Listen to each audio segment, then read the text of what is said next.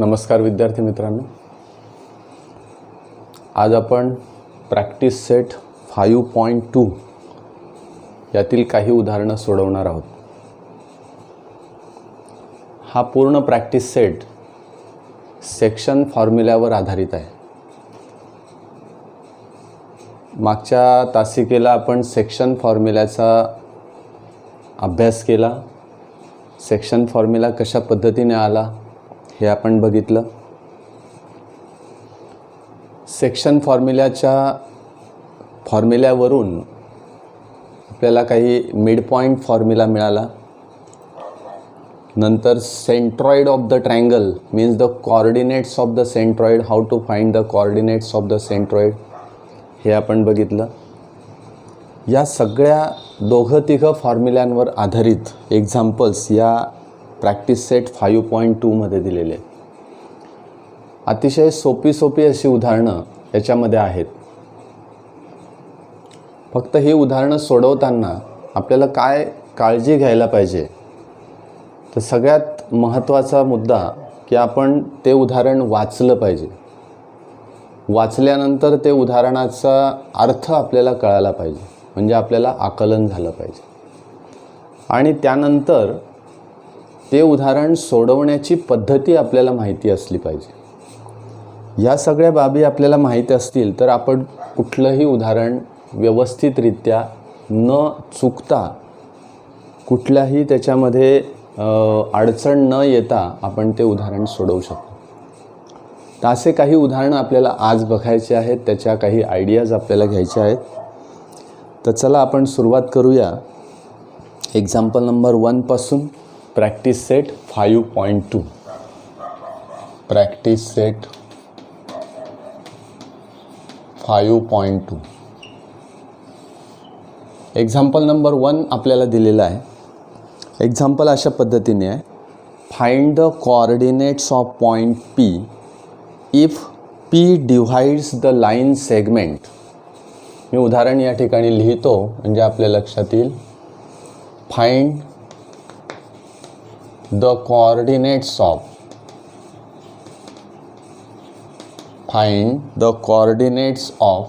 point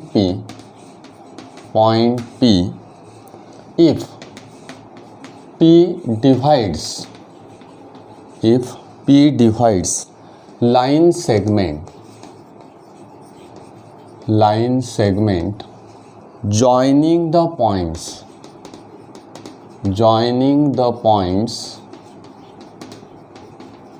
that is A having the coordinates -1, 7 and B having the coordinates 4, -3 in the ratio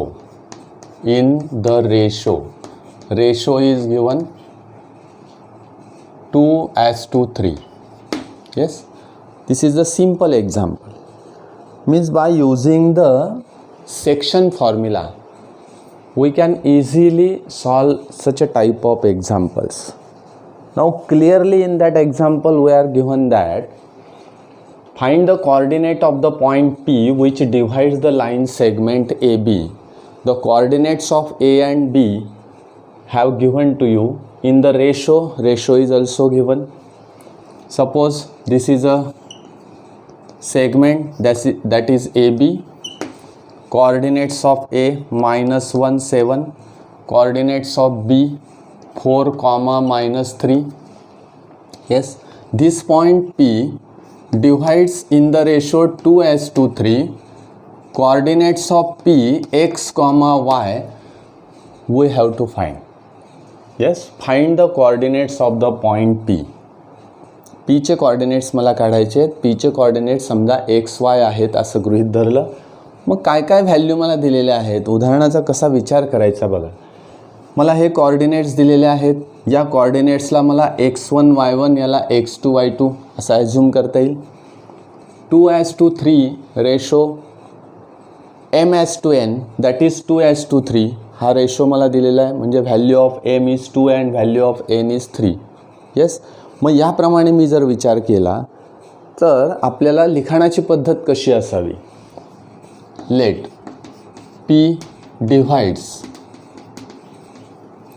segment AB in ratio 2:3. Yes, hence m upon n is equal to 2/3. बघा m upon n किती आहे 2/3. आता पुढचा विचार मी केला, coordinates मला दिलेले आहेत, त्या कॉर्डिनेट्सला मला काही ॲझ्युम करावं लागेल, x1 y1 x2 y2, त्या पद्धतीने ते कॉर्डिनेट्स मी त्या ठिकाणी घेणार. मग या ठिकाणी आपण a घेऊया. a what are the coordinates? -1, 7. This is x1 y1 and b coordinates of b 4, -3. This is x2 y2. yes, तुम्ही या ठिकाणीही मेन्शन केलं तरी चालेल डायग्रॅममध्ये. आता या ठिकाणी डायग्रॅम काढायची की नाही, तर इथं डायग्रॅम काढण्याची आवश्यकता नाही किंवा नसते. मग ही डायग्रॅम का काढली आपण, की हे आपल्याला आकलन होण्यासाठी डायग्रॅम काढली, मला हे समजण्यासाठी डायग्रॅम काढली. म्हणजे या पद्धतीने मला लवकर समजू शकतं की नेमकं या उदाहरणात करायचं काय आहे. बरोबर आहे, हे मला ठरवण्यासाठी मी डायग्रॅम काढली. It is not necessary every time to draw the diagram for such a type of examples. Diagram काढण्याची आवश्यकता नाही. मग आता एवढं जर मला माहिती आहे तर मी सेक्शन फॉर्म्युला वापरणार. मी खाली असं म्हणेल की let coordinates of the P are X and Y. Yes, let coordinate of P X comma Y. Yes, म्हणजे पीचे कोऑर्डिनेट्स एक्स कॉमा वाय आहेत. तर बाय सेक्शन फॉर्म्युला, आता या ठिकाणी मी सेक्शन फॉर्म्युला वापरणार आहे. What is a section formula? X is equal to mx2 plus nx1 divided by m plus n. X is equal to mx2 plus nx1 divided by m plus n. What is y? Y is equal to my2 plus ny1 divided by m plus n. Now put the values of x1, x2, m and n like this. X is equal to now m is 2, means 2 into x2. Where is x2? 4. Plus n means 3 into x1, that is -1, divided by m plus n means 2 plus 3. Calculate this. 4 into 2, that is 8. 3 into -1, -3, divided by 5 means x is equal to 5/5 means x is equal to 1. एक coordinate मला काढता आला. दुसरा coordinate y is equal to m means 2 into y2 means -3 plus n means 3 into y1 that is 7 divided by 2 plus 3. Hence y is equal to -3 into 2, that is -6 plus 21 divided by 5 means y is equal to 21 minus 6, that is 15/5, that is y is equal to 3. And hence coordinates of point P which divides the line segment AB are 1, 3, and hence coordinates of P are in bracket 1, 3. म्हणजे P चे coordinates आपल्याला 1, 3 असे मिळतात. इतके simple examples या ठिकाणी आपल्याला using the section formula आपल्याला सहज सोडवता येतात. याच्यामध्ये दोन बाबी आहेत. एक्स आणि वायच्या व्हॅल्यूज मला काढायच्या आहेत. एक्स आणि वाय काय आहेत तर these are the coordinates of the point which divide the line segment in the given ratio. हा भाग लक्षात घ्यायचा. बऱ्याच वेळा आपल्याला असं होतं की डिस्टन्स फॉर्म्युला आणि सेक्शन फॉर्म्युला याच्यामध्ये आपण सारखेपणा शोधतो आणि डिस्टन्स सेक्शन फॉर्म्युल्यामध्ये सुद्धा डिस्टन्स काढायचा आहे असं आपल्याला गृहीत असतं. ते तसं नाही. सेक्शन फॉर्म्युला हा कोऑर्डिनेट्स काढण्यासाठी आहे, हे लक्षात ठेवलं पाहिजे. Now let us try to solve the next example, that is second example. Second एक्झाम्पलमध्ये काही 2-3 उदाहरणं दिलेले आहेत की ज्याच्यामध्ये आपल्याला अशा पद्धतीचे कोऑर्डिनेट्स काढायचे आहेत. सेकंड एक्झाम्पल, या एक्झाम्पलमध्ये आपल्याला 3-4 उदाहरणं अशा पद्धतीचे दिलेले आहेत की find the coordinate of the A which divide the line segment P Q in the ratio A:B. बरोबर, खाली ते रेशो त्या पद्धतीने दिलेले आहेत. In each of the following examples find the coordinates of point A which divides segment PQ in ratio A:B. Yes, हा general question आपल्याला दिलेला आहे. त्याच्यातून first example, this is a general question. First example, P coordinates are 3, 7 and Q coordinates are 1, -4 and A:B is equal to 2:1. बघा, या पद्धतीने दिलेलं आहे. मग आपल्याला या उदाहरणावरून सेक्शन फॉर्म्युल्यानुसार कोऑर्डिनेट्स ऑफ ए काढायचे आहे. Coordinates of point A which divides the line segment असं मला या ठिकाणी विचार करायचा आहे. मग आपण पहिला घेऊया P -3, 7. This point is x1, y1. Not necessary to draw the diagram. Q 1, -4. These coordinates are x2, y2. Again m/n is equal to 2/1 असं दिलं आहे, म्हणजे रेशो दिला आहे A:B. आपण A:B घेण्यापेक्षा m:n घेऊया, दॅट इज 2:1. मग हे लिहिल्यानंतर by section formula we write as x is equal to mx2 plus nx1 divided by m plus n, y is equal to my2 plus ny1 divided by m plus n. आता महत्त्वाचा मुद्दा म्हणजे हे ज्यावेळेस सुरू आहे हे तुम्ही बघता आहात. हे बघताना तुम्ही जर वही पेन घेऊन बसलेला असाल तर ताबडतोब ते उदाहरणं त्या ठिकाणी तुम्ही सोडवली पाहिजेत. त्याचं कारण असं की ज्यावेळेस आपण लिहायला लागतो त्यावेळेस आपल्याला त्या अडचणी कळतात आणि ते कुठे कशा पद्धतीने कॅल्क्युलेशन करायचं आहे, कशा पद्धतीने गुणाकार करायचा आहे हे आपण स्वतः लिहिल्याशिवाय किंवा स्वतः बघितल्याशिवाय ते कळत नाही. नुसतं बघून हे फारसं उपयोगाचं नाही.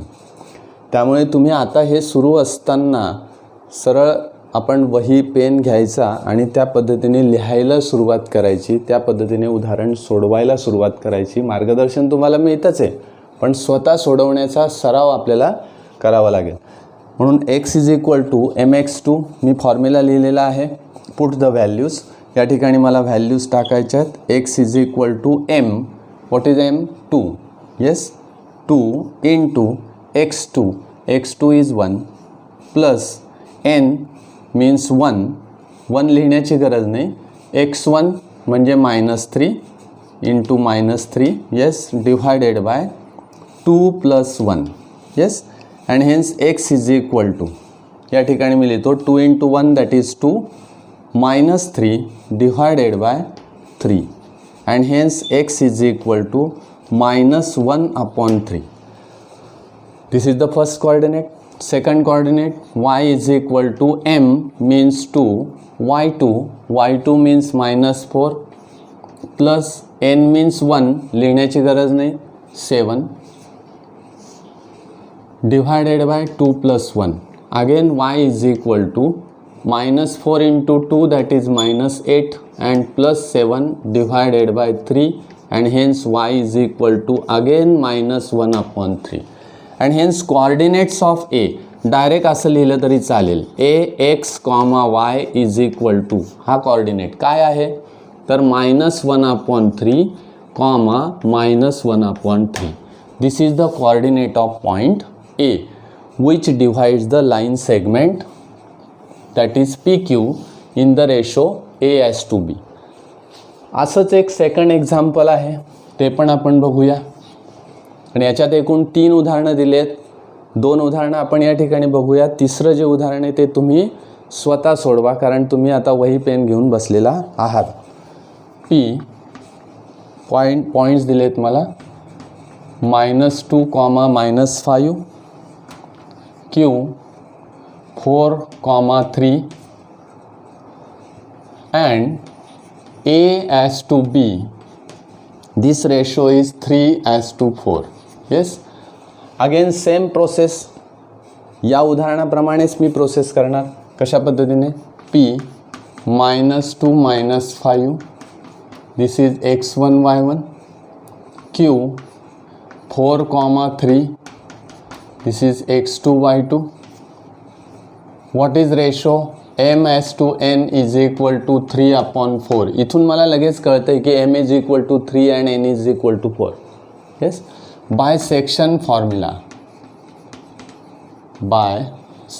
formula we write as x is equal to mx2 plus nx1 divided by m plus n and y is equal to my2 plus ny1 divided by m plus n. Hence x is equal to, put the values, m is 3 into x2 is 4 plus n means 4 into x1 is -2 divided by 3 plus 4.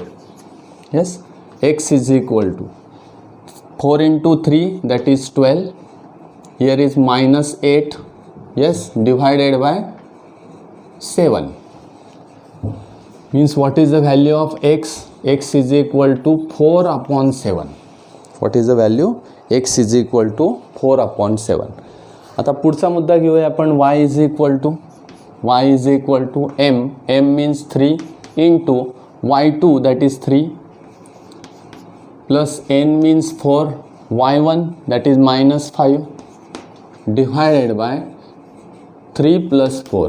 Yes, y is equal to again this is 9 minus 20 divided by 7 means y is equal to -11/7. Means the coordinates of A that is x, y हे coordinates काय आहेत तर 4/7, -11/7. These are the coordinates of that point. त्या पॉईंटचे हे coordinates आहेत. अशा पद्धतीने सेक्शन फॉर्म्युल्याचा आपल्याला उपयोग करावा लागेल. आता सेक्शन फॉर्म्युला वापरताना मी x आणि yच्या ह्या व्हॅल्यूज सेपरेट या ठिकाणी काढणार आहे.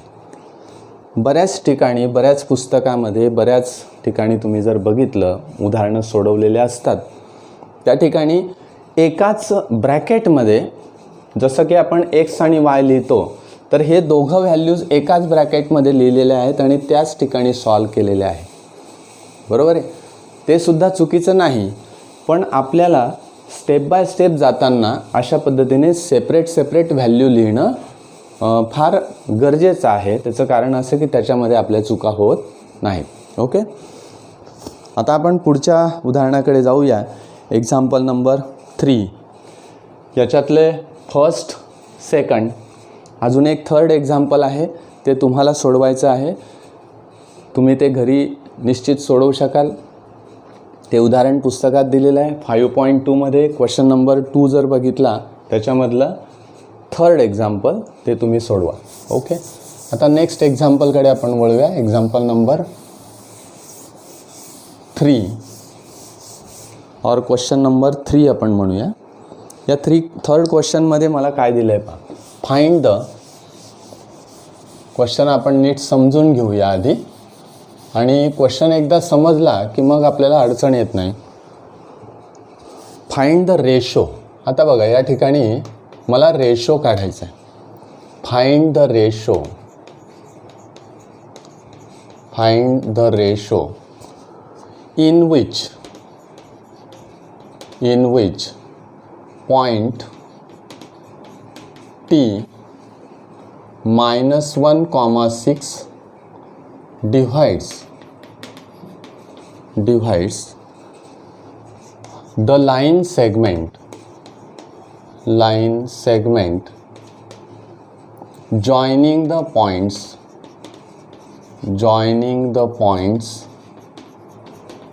which points P -3, 10 and Q 6, -8.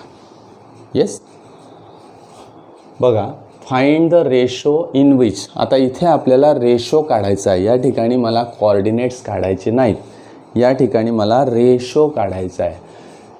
आता हे उदाहरण सोडवताना मी दोन्ही प्रकारे तुम्हाला सांगणार आहे, म्हणजे दोघंही मेथड्स आपण या ठिकाणी बघूया. रेशो काढताना मला त्या कोऑर्डिनेट्स, जो पॉईंट त्या सेगमेंटला डिव्हाइड करतो आहे त्या पॉईंटचे कोऑर्डिनेट्स मला देऊन टाकलेले आहेत, दिलेले आहेत, गिव्हन आहेत. म्हणजेच काय, या ठिकाणी point T divides the line segment P Q. Yes, point T divides the line segment P Q. म्हणजे हा एक लाईन सेगमेंट पी क्यू आहे, हा टी पॉईंट आहे. येस, या टी पॉईंटचे कोऑर्डिनेट्स दिले, म्हणजे एक्स आणि वायच्या व्हॅल्यूज मला माहिती आहेत. बघा कशा पद्धतीने विचार करायचा. पॉईंट पी हा जो आहे तो -3, 10 आहे. पॉईंट क्यू हा आहे 6, -8 आहे. म्हणजे हा x1 y1 आहे, हा x2 y2 आहे आणि हा x, y आहे. मग मला काय काढायचं आहे तर m/n काढायचं आहे. m/n रेशो मला दिलेला नाही. ओके, मग इथे पहिला मुद्दा मी असं लिहितो की let point T divides line segment P Q. Yes, मग टीचे कोऑर्डिनेट्स जे आहेत ते मी लिहिणार आधी, म्हणजे -1, 6. म्हणजेच हे कोऑर्डिनेट्स कोणते आहेत तर x, y आहेत. बघा पहिला मुद्दा मी लिहिला. Now which are the coordinates of P and Q. P आणि Qचे कोऑर्डिनेट्स काय तर P coordinates are -3, 10. This is x1 y1. Second Q coordinates are 6, -8. This is x2 y2. हे सगळं मी लिहून घेतलं. रेशो काय तर m/n. काय काढायचं आहे मला, m/n is equal to what, m/n मला काढायचं आहे. मग बाय सेक्शन फॉर्म्युला, आता मी हे एवढं लिहून झालं. आता मी बाय सेक्शन फॉर्म्युला हा मी या ठिकाणी विचार करतो. आता सेक्शन फॉर्म्युला वापरताना x आणि y दोघंही आपल्याला न घेता एकच कुठली तरी व्हॅल्यू घेता येईल आणि त्याच्यावरून m/n काढता येईल. येस, म्हणजे x is equal to mx2 plus nx1 divided by m plus n. Yes, x is equal to, आता बघा व्हॅल्यूज पुट करताना, व्हॅल्यूज टाकताना x आणि yच्या व्हॅल्यूज दिल्या आहेत -1 अँड 6. मग या ठिकाणी x दिसतोय मला, xच्या ऐवजी मी काय लिहिणार आता -1. म्हणून या ठिकाणी -1 इज इक्वल टू m, मला m माहीत नाही, इंटू x2 इज 6, या ठिकाणी लिहिलं 6, प्लस n माहीत नाही, into x1 is -3 divided by m plus n. ज्या पद्धतीने फॉर्म्युल्यामध्ये आहेत तशाच्या तशा किमती मी त्या ठिकाणी ठेवल्या. आता m प्लस nने मला -1ला गुणायचं आहे, म्हणजे क्रॉस मल्टिप्लाय करायचं. -1 into m plus n means -m minus n is equal to 6m आणि या ठिकाणी मायनस होईल -3n. Yes, collect the similar terms. 6m याच बाजूला आहे, तिकडेच राहू देऊ आपण. हा -n इथे आहे, इथेच राहू देऊया. -n plus 3n is equal to, हा 6m याच बाजूला आहे, हा m इकडे घेऊन जाऊया, प्लस m, म्हणजे या ठिकाणी येईल -n plus 3n means 2n is equal to 7m. Yes, 2n is equal to 7m. मग हे कसं करणार?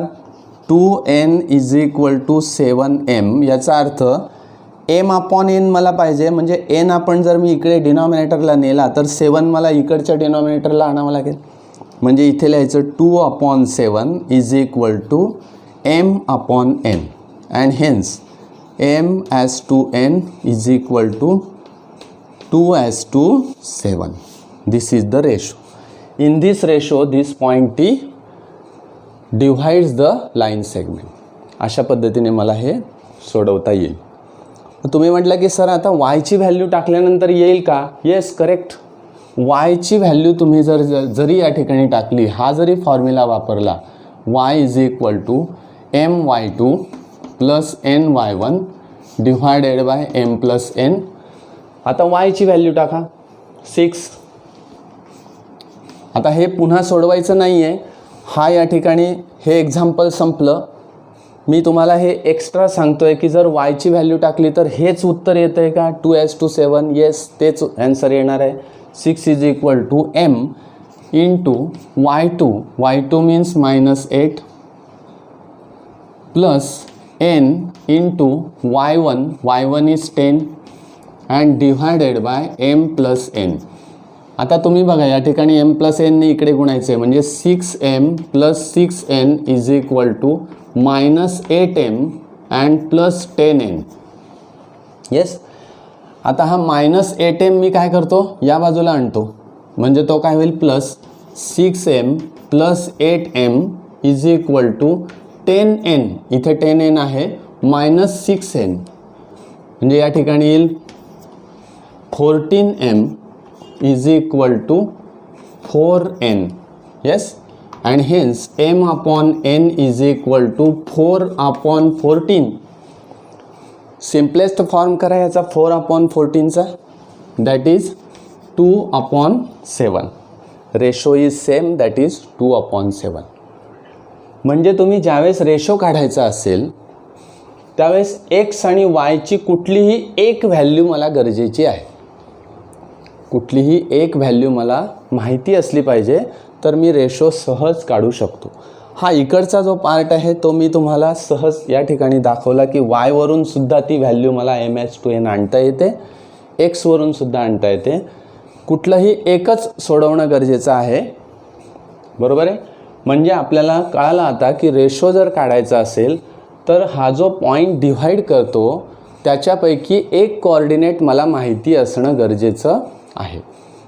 ते जर मला माहिती असेल तर मी सहज त्या ठिकाणी रेशो त्याचा काढू शकतो. ओके, आता पुढच्या उदाहरणाकडे जाऊया आपण. Question number 4.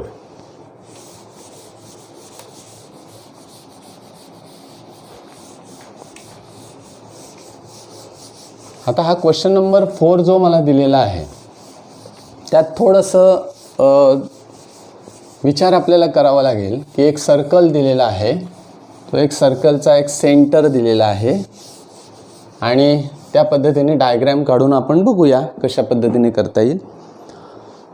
Example that is point P. Question number 4. Point P is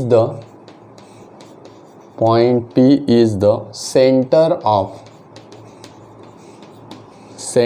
of a circle and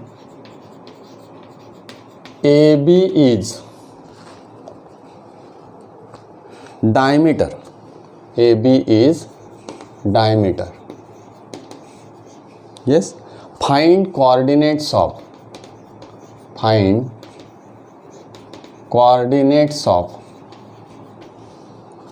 point B. Find coordinates of point B if coordinates of A and P are, if coordinates of A and P are 2, -3 and -2, 0. आता हे उदाहरण कसं समजून घ्यायचं हे नीट लक्षात घ्या.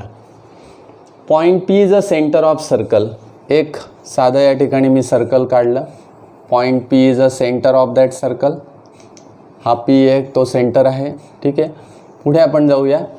Point P is a centre of circle. मी या ठिकाणी पी नाव दिलं. A B is a diameter. आता डायमीटर म्हटलं की this diameter passes through the centre. मग कशाही पद्धतीने तुम्ही डायमीटर काढा. अशा पद्धतीने इथे एक डायमीटर मी काढला. Yes. A B is a diameter असं म्हटलं आहे. पुढे वाचूया. Find the coordinate of point B. बीचे कोऑर्डिनेट्स मला काढायचे. If the coordinates of A and P are. एचे कोऑर्डिनेट्स मला दिलेत that is 2, -3 and coordinates of P. पीचे कोऑर्डिनेट्स दिलेत -2, 0. येस. आणि मला काय काढायचं आहे coordinates of B. Coordinates of B. बरोबर. मग आता असा विचार करा की P is a centre, A B is a diameter. Yes. Means A P is equal to P B. Means P is a mid point of A B. हे माझ्या सहज लक्षात येत आहे. बरोबर आहे. मग या ठिकाणी मी असं विचार करतो की here A B is a diameter. A B is diameter and P is centre and hence P is midpoint of. हे मी कन्क्लुजन काढलं. आता बघा P is midpoint of A B. P काय आहे ए बीचा मिड पॉईंट आहे. मग आता हा जो पी आहे त्याचे कोऑर्डिनेट्स काय -2, 0. म्हणजेच हे कोऑर्डिनेट्स x, y आहेत. This coordinates are x, y. Let एचे कोऑर्डिनेट्स काय आहेत 2, -3. याला जर मी x1, y1 म्हटलं तर बीचे जे कोऑर्डिनेट्स आहेत ते x2, y2 होतील. करेक्ट. या पद्धतीने मी विचार करतो. मग आता या ठिकाणी सेक्शन फॉर्म्युलाच मला वापरायचा आहे. पण सेक्शन फॉर्म्युलाच्या पुढे अजून एक फॉर्म्युला आपण घेतला आहे that is the mid point formula. Because the ratios are 1:1. म्हणजे A P as to P B हा रेशो 1:1 आहे. Because the P is a mid point. आणि म्हणून बाय मिड पॉईंट फॉर्म्युला असं मी डायरेक्ट या ठिकाणी म्हणणार. By mid point formula. मग आता मिड पॉईंट फॉर्म्युला वापरताना मला x2, y2च्या व्हॅल्यू काढायच्या आहेत. हे लक्षात घ्या. मला व्हॅल्यू कोणाच्या काढायच्या आहेत x2, y2. Means by mid point formula x is equal to x1 + x2 divided by 2 and y is equal to y1 + y2 divided by 2. Very simple. Means x, what is the value of x? -2. Right here -2 is equal to x1 + x2. What is x1? 2 plus x2 we have to find divided by 2. x2 मला काढायचा आहे म्हणून तसाच ठेवला. 2 ने याला गुणायचं that is -4 is equal to 2 + x2. मग x2ची व्हॅल्यू काढण्यासाठी मला हा 2 इकडे आणावा लागेल. म्हणजे x is equal to -4 - 2 and hence x is equal to -6. मला xची व्हॅल्यू काय मिळते sorry not x2 is equal to -6. मला x2ची व्हॅल्यू -6 मिळते. y वरून मला y2 काढता येईल. बघा ही व्हॅल्यू मला काढायची आहे. मग what is the value of y? That is 0. Means right here 0 is equal to y1 What is y1? y1 is -3. -3 plus y2 divided by 2. आता या 2 ने जर 0 ला गुणलं तर 0 होऊन जाईल. म्हणजे या ठिकाणी येईल y2 -3 is equal to 0 and hence y2 is equal to 3. म्हणजे y2ची व्हॅल्यू मला या ठिकाणी 3 मिळते. म्हणजेच coordinates of B, coordinates of point B are काय येतील ते coordinates? -6,3 -6,3. These are the coordinates of B. म्हणजे मला जे विचारलेलं आहे ते मी काढू शकतो किंवा काढलेलं आहे. Find the coordinates of point B. बीचे कोऑर्डिनेट्स मी काढले. म्हणजे या उदाहरणामध्ये जॉमेट्रिक डायग्रॅम जी दिलेली आहे त्याची प्रॉपर्टी लगेच आपल्याला लक्षात आली पाहिजे की P is a centre, AB is a diameter is passes through the centre and that's why P is a mid point of segment AB. हा भाग मला लक्षात येणं जास्त या ठिकाणी गरजेचं आहे. ओके, आता नेक्स्ट एक्झाम्पल बघूया. Question number 5.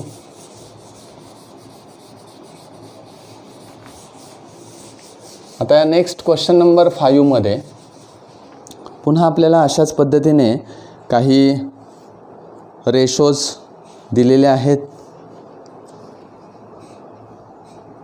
रेशो आपल्याला काढायचं आहे. बघूया आपण कसं आहे उदाहरण. Find the ratio in which, बघा, find the ratio in which. Question number 5.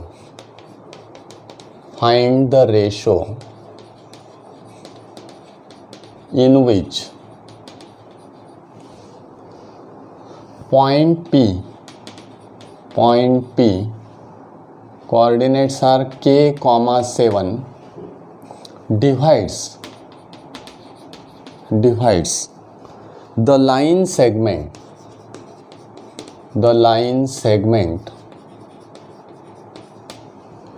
joining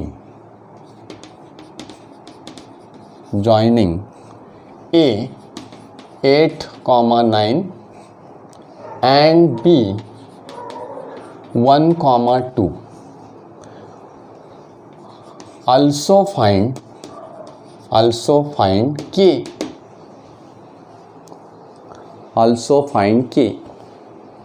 आता एक्झाम्पल नीट वाचूया पुन्हा. फाइंड द रेशो म्हणजे मला काय काढायचं आहे? रेशो काढायचा आहे. First which ratio? m/n. Then next we are given find the ratio in which this point P, coordinates of P have given to you, that is k, 7, divides the line segment joining A and B. बघा, A and B. समजा मी या ठिकाणी अशा पद्धतीने एक diagram काढून घेतली. A and B, 8, 9, B 1, 2. Yes, and this is a point P. Coordinates are k, 7. Yes, divides the line segment joining these two points. याच्यातला रेशो मला काढायचा आहे m/n. येस, मग हे x1 y1 आहे. This point is x2 y2 and this p means x, y. हे मला देऊन टाकले. बरोबर, या पद्धतीने मी या ठिकाणी लिहिणार. आता here p k, 7 divides line segment AB.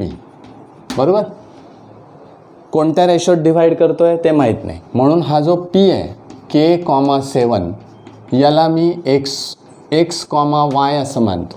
x, y. Yes, या पद्धतीने. आता पॉईंट A आहे, that is 8, 9. This point is x1 y1. B हा जो पॉईंट आहे 1, 2. दिस इज x2 y2. येस, या पद्धतीने मी मानून घेतला.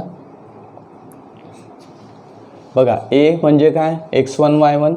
B म्हणजे काय? x2 y2. येस, आता पुढे काय करायचं आहे मला? तर रेशो काढायचा आहे. मी तुम्हाला मागे सांगितलं होतं की कुठली तरी हा जो पॉईंट असेल, the point which divides the line segment, याच्यापैकी त्या पॉईंटचा कुठलाही कोऑर्डिनेट मला माहिती असेल आता या पॉईंटमध्ये मला वाय कोऑर्डिनेट माहिती आहे, त्या वाय कोऑर्डिनेटवरून मी सरळ रेशो काढू शकतो. कशा पद्धतीने, मागे एक एक्झाम्पल घेतलेलं होतं आपण, त्या पद्धतीनेच आपण if we know the value of Y, that is the point which divides the line segment whose Y coordinate is known, म्हणजे तो वाय कोऑर्डिनेट आपल्याला माहिती आहे म्हणून आपण सरळ त्या ठिकाणी आपण व्हॅल्यू सहज काढू शकतो. मग आता सुरुवातीला म्हणूया, let us find ratio first. Let us find ratio first, म्हणजे सुरुवातीला आपण रेशो काढूया. मग रेशो कशा पद्धतीने काढणार, तर आम्ही आता फॉर्म्युला वापरणार. मग तो फॉर्म्युला मी वापरताना काय करणार, वाय इज इक्वल टू असा फॉर्म्युला मी वापरणार. Y is equal to my2 plus ny1 divided by m plus n. मग आता वाय ही व्हॅल्यू मला माहिती आहे, वाय दॅट इज 7, म्हणून या ठिकाणी 7 इज इक्वल टू m तसाच राहील इंटू y2 मीन्स 2. बघा या पद्धतीने कोऑर्डिनेशन तुम्हाला लावायचं आहे. y2 is 2 plus n into y1 is 9 and divided by m plus n. हे मी सॉल्व केलं की मला रेशो मिळून जाईल, दॅट इज m/n हा रेशो मला मिळेल. m प्लस nने 7ला गुणायचं आहे, म्हणजे इथे येईल 7m plus 7n is equal to 2m plus 9n. मला फक्त या ठिकाणी काय करायचं आहे की अरेंजमेंट करायची आहे. 2m इकडे आणूया, 7m minus 2m is equal to 9n इथे आहेच, इथे मायनस 7n होईल. 7 minus 2 that is 5m is equal to 9 minus 7 that is 2n and hence m upon n is equal to, बघा n इकडे आणला आता म्हणजे 5 इकडे न्यावं लागेल, म्हणजे 2/5. This is the ratio. m/n is 2/5. मग आता 2/5 हा रेशो मला मिळाला. मला काढायचं काय आता के काढायचं आहे, कारण आता मला रेशो माहिती आहे. आता मी एक्सची व्हॅल्यू वापरणार. सेक्शन फॉर्म्युल्यामध्ये जेव्हा एक्स काढतो आपण ती व्हॅल्यू इकडे वापरणार. Now X is equal to mx2 plus nx1 divided by m plus n. बघा आता एक्स म्हणजे काय, के, म्हणून एक्सच्या जागेवर मी लिहिणार इथे K is equal to m माहिती आहे मला, that is 2 into x2 is 1 plus n, what is n is 5 into x1 is 8 divided by m plus n means 2 plus 5. Yes, 2 plus 5. k is equal to 2 into 1 that is 2 plus 8 into 5 40 divided by 7 means k is equal to 42/7 and hence k is equal to 6. k is equal to 6. मला k ची value या ठिकाणी 6 मिळाली. म्हणजे इतके simplest आणि सोपे examples मी काय काढलं, रेशो पण काढला आणि व्हॅल्यू ऑफ के ची व्हॅल्यूसुद्धा या ठिकाणी मला काढता आली. अशा प्रकारे अतिशय सोपी उदाहरणं या ठिकाणी आपल्याला दिलेली असतात. ती उदाहरणं फक्त सुरुवातीला आपल्याला त्याचं आकलन होणं हे सगळ्यात जास्त महत्त्वाचं असतं आणि एकदा का आपल्याला ते आकलन झालं, एकदा का आपल्याला ते कळालं की मग आपल्याला त्याची प्रोसेस करता येते, ते उदाहरण सहज सोडवता येतं. नेक्स्ट एक्झाम्पल बघूया आपण. क्वेश्चन नंबर 5 आपण बघितला. आता क्वेश्चन नंबर 6 बघूया. Question number 6. या क्वेश्चनमध्ये काय दिलं आहे बघा, find the coordinate of mid point. आता ही जी उदाहरणं आहेत ही छोटी छोटी उदाहरणं असे ऑब्जेक्टिव्ह टाईपमध्ये तुम्हाला आले तर फार सोपं आहे. ते तुम्ही ओरली कॅल्क्युलेशन करू शकतात. म्हणजे तुम्ही तोंडी अशा पद्धतीने कॅल्क्युलेशन केलं की तुम्हाला आन्सर मिळून जाईल. Find the coordinates of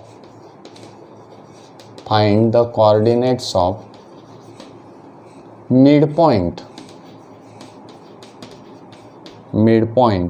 of the segment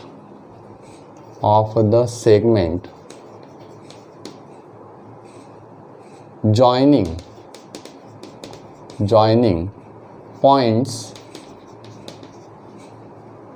22,20 and 0,16.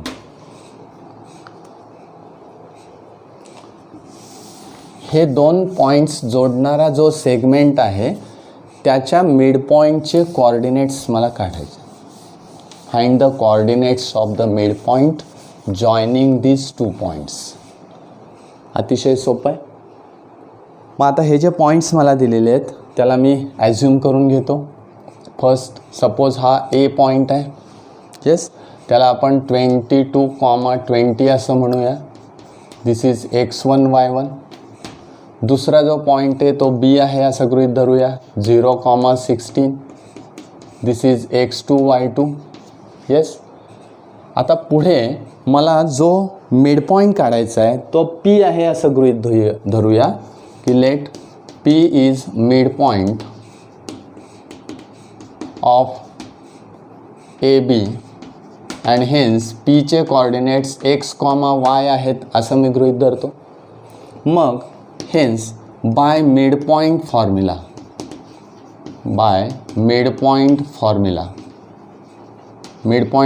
माझ्याकडे आहे. x is equal to x1 plus x2 divided by 2 and y is equal to y1 plus y2 divided by 2.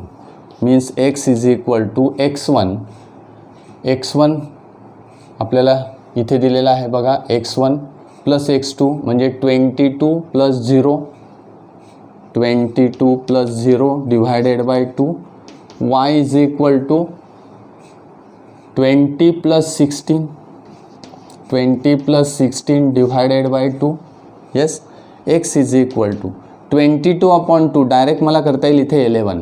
Hence y is equal to 36/2 that is y is equal to 18.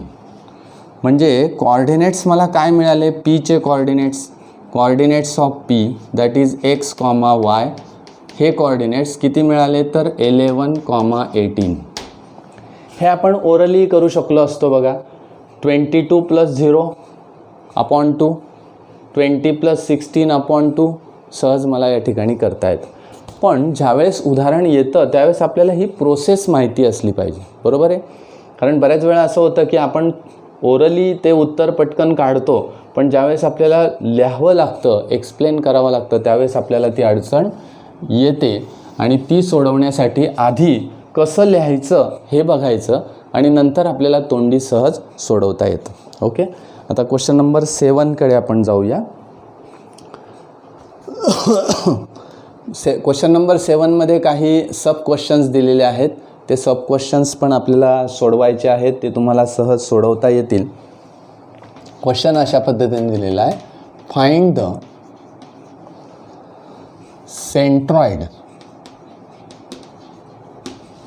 centroids of triangles whose vertices are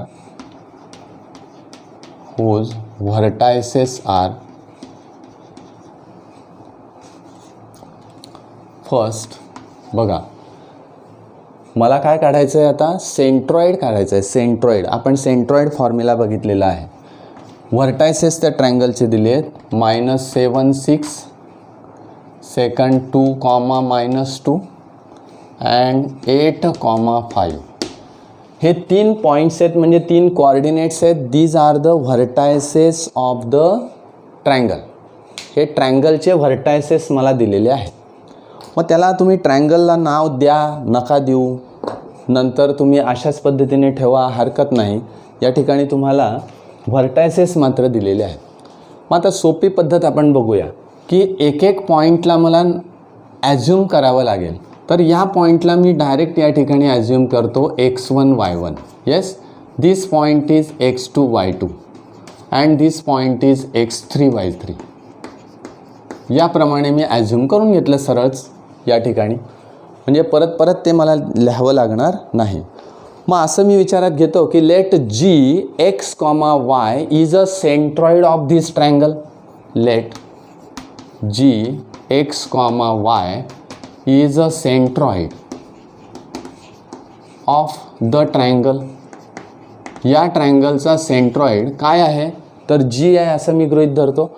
मग मला माहिती आहे की how to find the centroid of the triangle.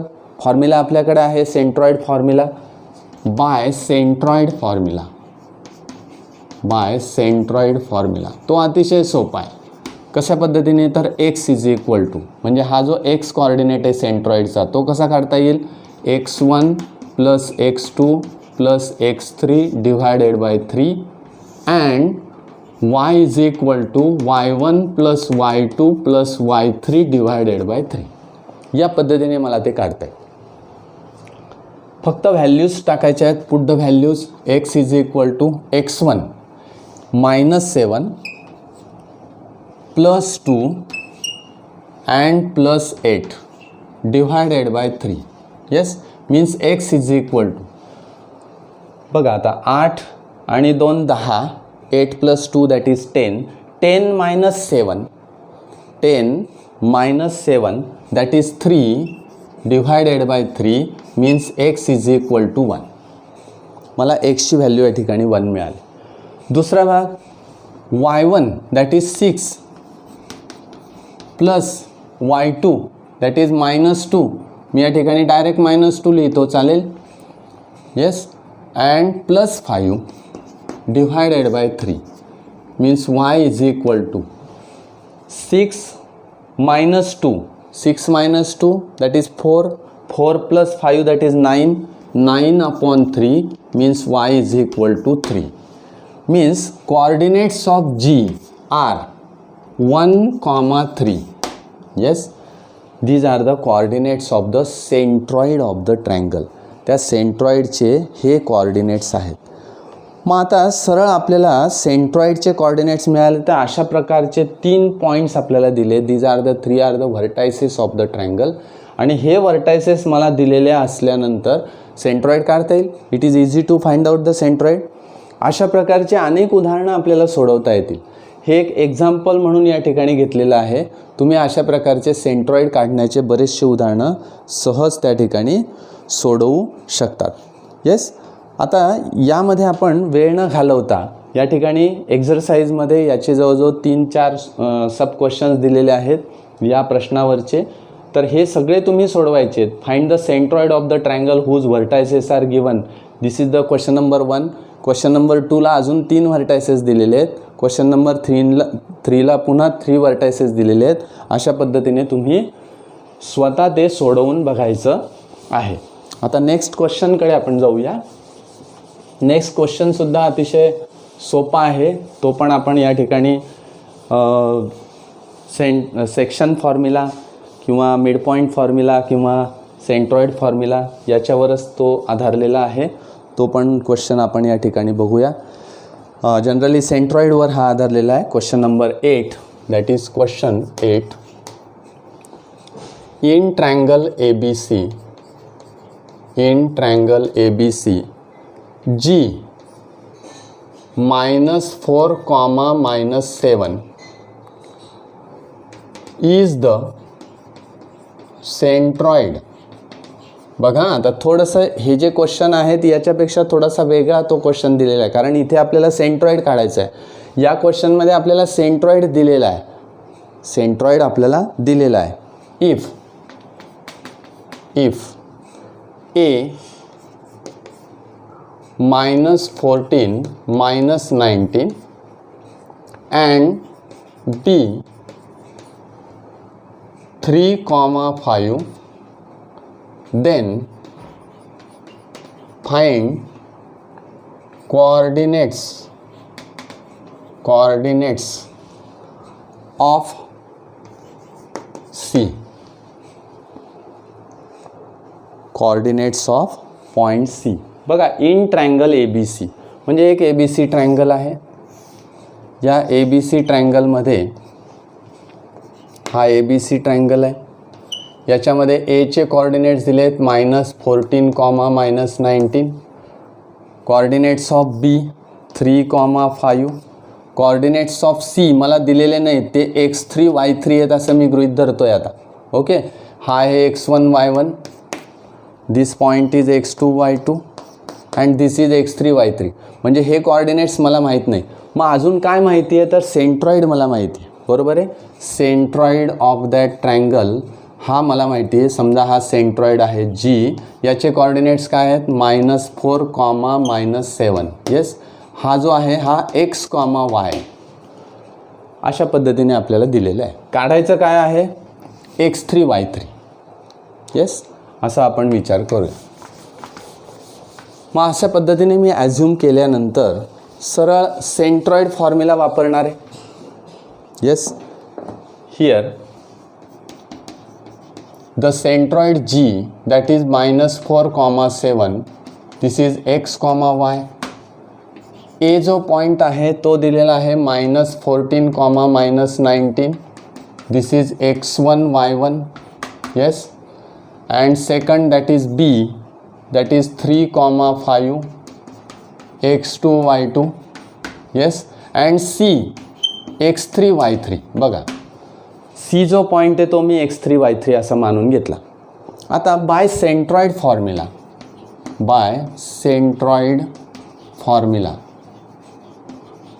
फॉर्म्युल्याचा मी जर विचार केला तर x is equal to x1 plus x2 plus x3 divided by 3 and y is equal to y1 plus y2 plus y3 divided by 3.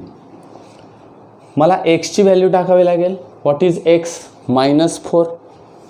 या ठिकाणी टाकला -4 is equal to x1 is -14, x2 is 3 plus 3 and plus x3 बघा divided by 3. मग सरळ मी या ठिकाणी काय करणार 3 ने याला गुणायचं, 4 त्रिक 12 म्हणजे -12 is equal to -14 plus 3 means -11. Yes, या ठिकाणी मला काय मिळेल -11. मग इथे लिहितो मी -11 plus x3. Yes, -11 plus x3. मग आता हा -11 इकडे आला तर प्लस होईल म्हणजे -12 plus 11 is equal to x3 and hence x3 is equal to -1. x3 ची व्हॅल्यू मला -1 मिळेल. पहिला कोऑर्डिनेट मी काढला. नेक्स्ट कोऑर्डिनेट मला इथून मिळेल y is equal to what is y 7 is equal to y1 या ठिकाणी -19 plus y2 is 5 plus y3 divided by 3. 7 into 3 that is 21 is equal to -19 plus 5. -19 plus 5 that is -14. -14 plus y3. -14 इकडे आला तो काय होईल, सॉरी या ठिकाणी आपल्याला -4 -7 सॉरी या ठिकाणी -7 आहे, माझं घेताना या ठिकाणी चुकलं. ओके, -7. मग या ठिकाणी -7 म्हणजे -21 येईल. म्हणजे -21 plus 14 is equal to y3. Yes, and hence y3 is equal to -21 plus 14 means the value is -7. Yes, and this is the coordinate of y coordinate of point C. Yes, म्हणजे having the coordinates C चे coordinates काय तर x3 y3. मग ते कोणत्या प्रकारचे आहेत, कसे आहेत तर -1, -7 -1, -7 अशा पद्धतीने मी ते कोऑर्डिनेट्स काढू शकलो. म्हणजे सेंट्रॉइड मला माहिती असेल तर या कुठल्याही पॉईंटचे कोऑर्डिनेट्स व्हर्टायसेसचे कोऑर्डिनेट्स मला सहज या ठिकाणी काढता येतात. म्हणजे सेंट्रॉइडवरून आपण सहज वेगवेगळी उदाहरणंसुद्धा त्या ठिकाणी सोडवू शकतो. येस, तर सेक्शन फॉर्म्युल्यावरून मिड पॉईंट फॉर्म्युला, त्याच्यानंतर सेंट्रॉइड फॉर्म्युला, याच्यावरची वेगवेगळी उदाहरणं आज आपण या ठिकाणी सोडवून बघितली. पुढच्या तासाला आपल्याला पुन्हा याच्यावरचीच पण थोडीशी एखादा सेगमेंट असेल तो ट्रायसेक्ट होत असेल, त्या पद्धतीने त्याचे पॉईंट्स कशा पद्धतीने काढायचे, असे थोडेसे वेगळे एक्झाम्पल्स आपल्याला पुढच्या तासाला सोडवायचे. मला वाटतं हे आज घेतलेलं तुम्हाला सगळ्यांना समजलं असेल. याच्यावरची वेगवेगळी उदाहरणं तुम्ही क्वेश्चन पेपरमधून ते काढा, ते कलेक्ट करा आणि ते सोडवण्याचा प्रयत्न करा. हे जे प्रकरण आहे हे पूर्ण गुण मिळवून देणारं प्रकरण आहे, कारण याच्यामध्ये खूप मोठे असे काही कॅल्क्युलेशन्स नाही आहेत आणि जे काही कन्सेप्ट दिलेले आहेत ते अतिशय सोपे आहेत, ते सहज कळणारे आहेत, ते सहज आपल्याला सोडवता येतील अशी उदाहरणं याच्यामध्ये दिलेली आहेत. फक्त त्याचं आकलन आपल्याला व्हायला पाहिजे. तर पुढच्या तासाला आपण याच्यावरचीच अधिक अशी काही उदाहरणं घेणार आहोत. ओके, आज आपण या ठिकाणी थांबूया. धन्यवाद.